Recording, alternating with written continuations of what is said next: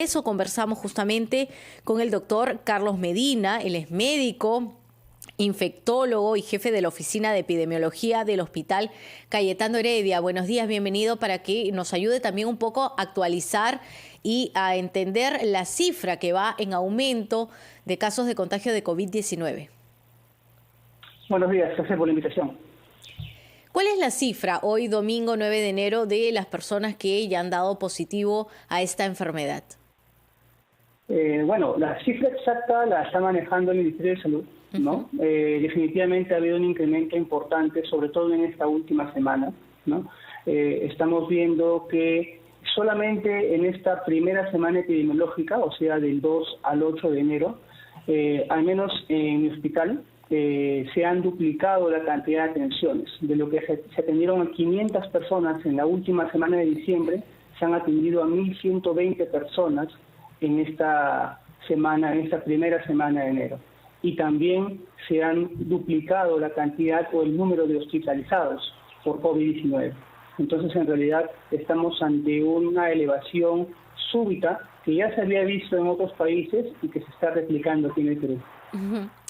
¿Y ese incremento de las personas que están contagiadas, tienen algún tipo de característica más allá de la edad? Podríamos hablar también quizás de que no han completado la pauta, la dosis de la vacunación.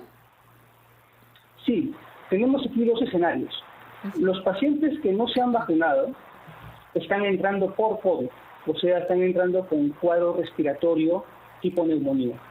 Pero los pacientes que se han vacunado con 2 dosis están entrando por otra condición, no COVID, pero que en el tamizaje se encuentra que es COVID.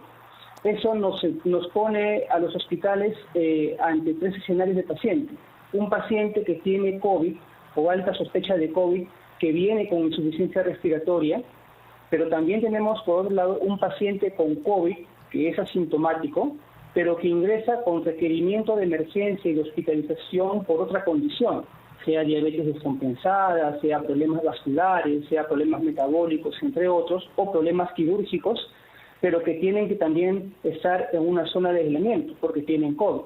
Y en otro lado tenemos a los pacientes que no tienen COVID y que vienen por otras patologías respiratorias o no respiratorias. Entonces, eso en realidad, manejar esos 3 escenarios en hospitales con la capacidad de recursos humanos y de infraestructura reducida es bastante difícil.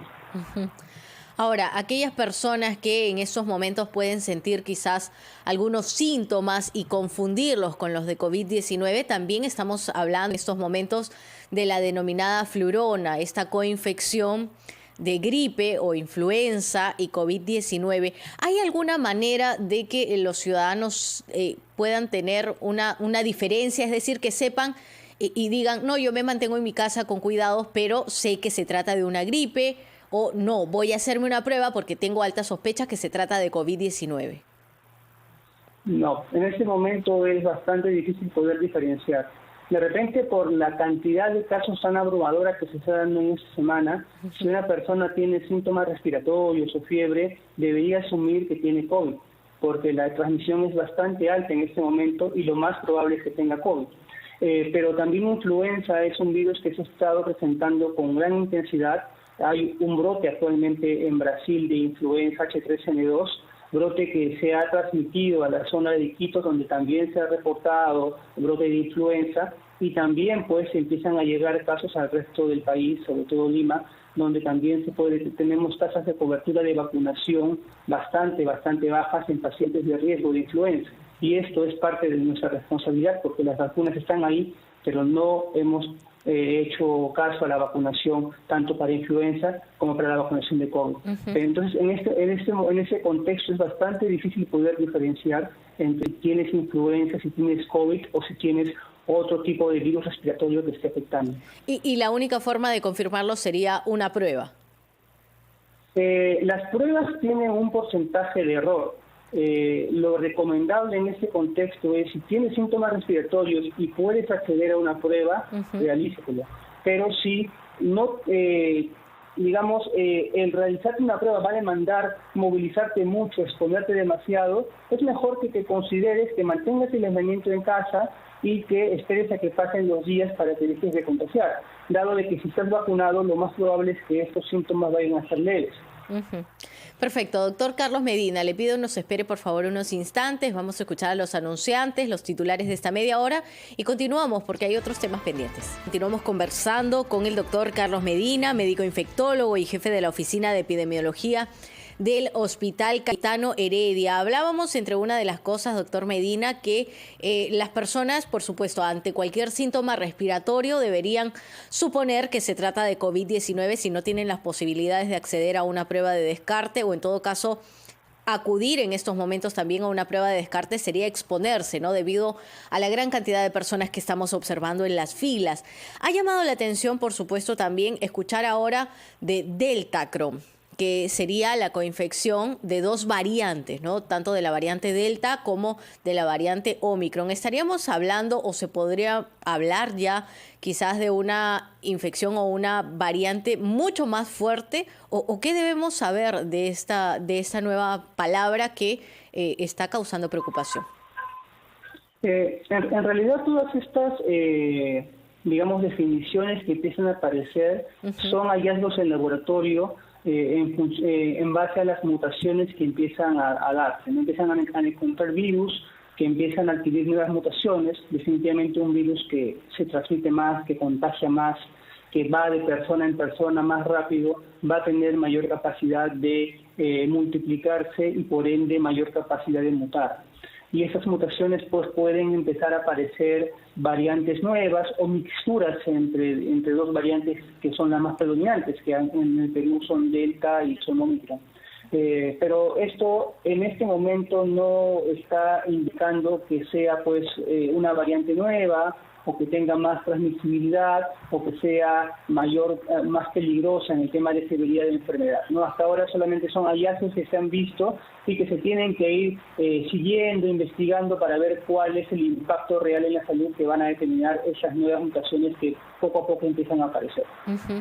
¿Hay algún grupo etario o condiciones de salud o en todo caso enfermedad que nos lleven todavía a mantener cuidados bastante extremos de las personas? Porque en un inicio de la pandemia se hablaba mucho hipertensos, diabéticos, personas con sobrepeso, incluso no salir, fueron ellos los primeros enviados al trabajo remoto en vivienda. Sin embargo, también hay que ser sinceros que la enfermedad se ha venido manejando, es decir, las personas han venido siendo conscientes de cuáles son las medidas de cuidado y muchos están retornando a sus centros ya de labores.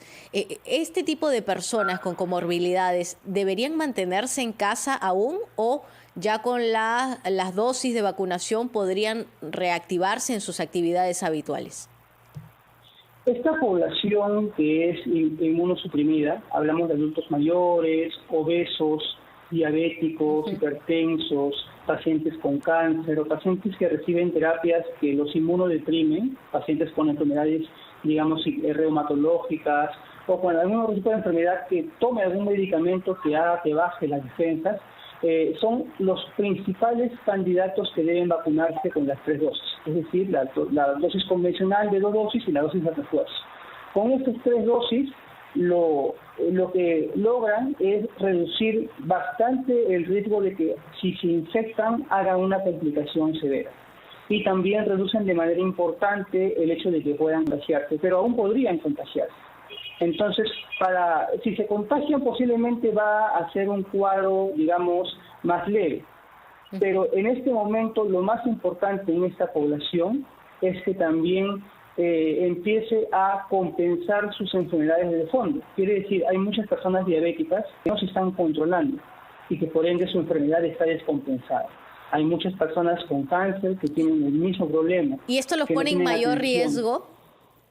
Lo pone en mayor riesgo, uno, de que la vacuna no despierte la respuesta inmunológica que se desea, y dos, que si se ingresan, si tienen el cuadro, ingresan a hospitalizarse, van a chocarse contra la barrera de que tiene un paciente que tiene una descompensación y tiene la vez COVID. Entonces, esto genera también mayor retraso en la atención, mayor problemas al poder atender de manera óptima esta descompensación de la enfermedad. Por eso que es bastante importante que estos grupos de riesgo compensen su enfermedad para poder pues, evitar complicaciones si es que se infectasen con COVID-19. Doctor Medina, sus últimas recomendaciones en vista de que los contagios, y esto se puede ver a manera diaria, repetimos a través de las páginas y redes del Ministerio de Salud, los contagios van en aumento. ¿Cuáles serían? La primera recomendación a la población en general es no utilizar los hospitales como lugares para acudir para prueba de descarte.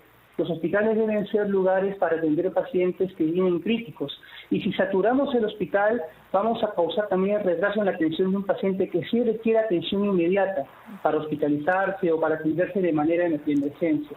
Es por eso que establezcamos puntos fuera de los hospitales para que esta población pueda hacerse sus pruebas de descarte y dejemos al hospital que haga lo suyo, que es atención de paciente crítico o de paciente que requiere hospitalización.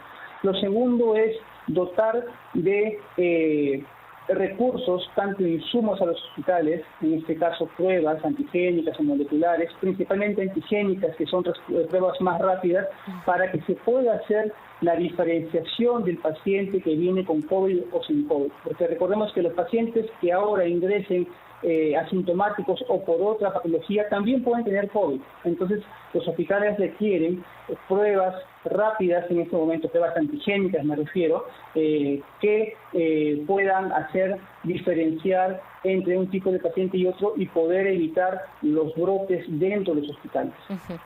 Perfecto, clarísimo. A cuidarse y a vacunarse. Muchas gracias, doctor Carlos Medina, jefe de la Oficina de Epidemiología del Hospital Cayetano Heredia.